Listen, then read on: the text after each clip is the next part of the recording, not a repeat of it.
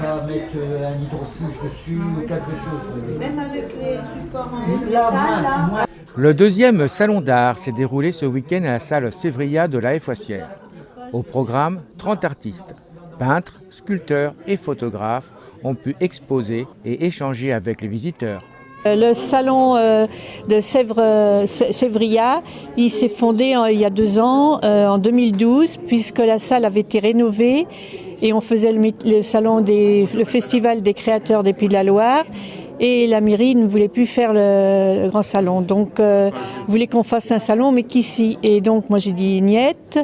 Et donc, m'est venu de faire un salon plus intimiste, peinture, sculpture, photographie en biennale.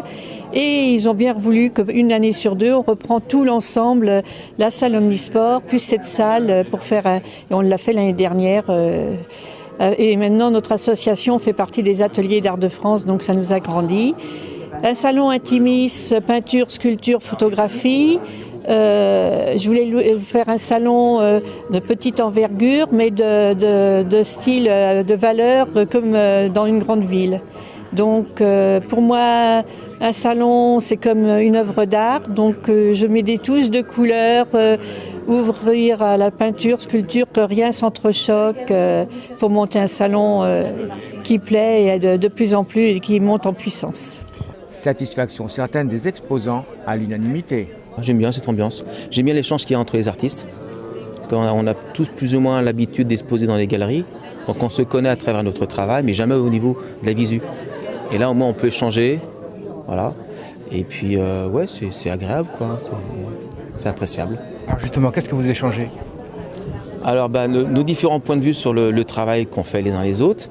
Après, les expositions environnantes, notre carrière. Voilà, notre façon de voir les choses, notre évolution dans l'art.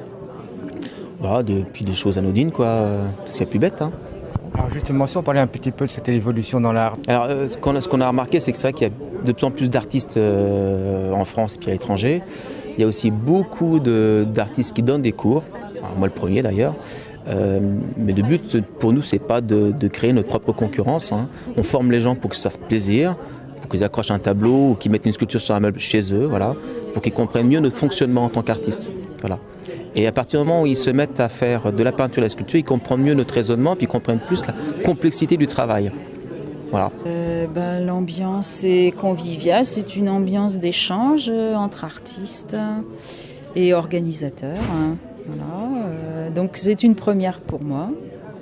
Donc je découvre le côté visite, voilà. Est-ce que vous faites beaucoup d'échanges également avec les visiteurs ? Alors pour l'instant, les gens passent, s'arrêtent un petit peu et reviennent justement pour discuter, échanger. Donc on est un peu dans l'attente aussi. Voilà. Ah, ils discutent de quoi ?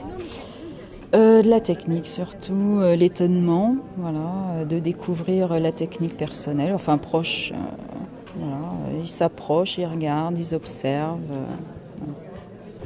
Alors c'est un bon salon et ça fait plaisir d'être avec des artistes de talent et de se retrouver pour certains, comme par exemple l'invité d'honneur, avec qui j'ai beaucoup exposé au début et que j'avais perdu de vue. Et donc pour moi, je suis venue, je suis contente d'être là et c'est un très bon salon. Vous avez un art qu'on appelle la sculpture, oui. D'accord, et sur pierre, c'est ça ?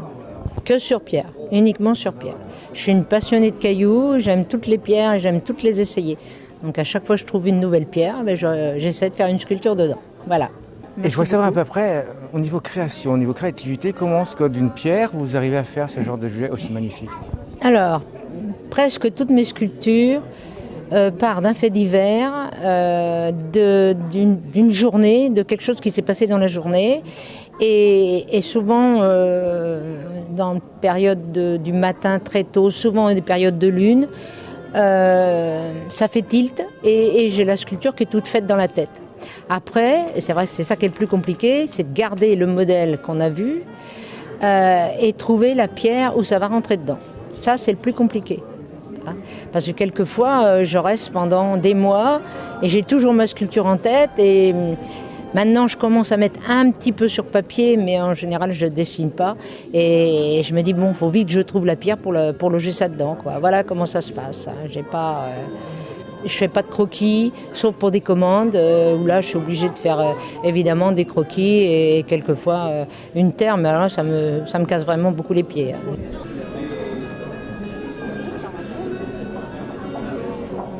Un superbe salon d'art qui a ravi artistes et visiteurs. Rendez-vous en 2016 sans faute. Prenez la carte. Est-ce que j'arrive à dire des œuvres